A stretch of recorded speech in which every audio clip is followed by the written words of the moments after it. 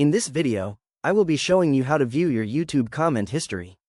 Let's get started. First, I open up my web browser and navigate to the search bar at the top of the browser window.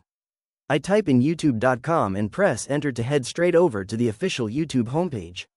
Once the page finishes loading, I navigate to the upper left corner of the screen and click on the main navigation menu icon to expand all the available menu options. From the sidebar options, I scroll down slightly to locate the U section and click on History.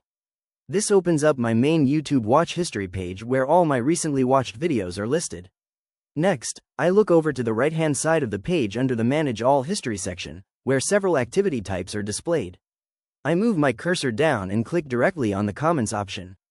This opens a new tab and redirects me to the official Google My Activity page specifically dedicated to your YouTube comments.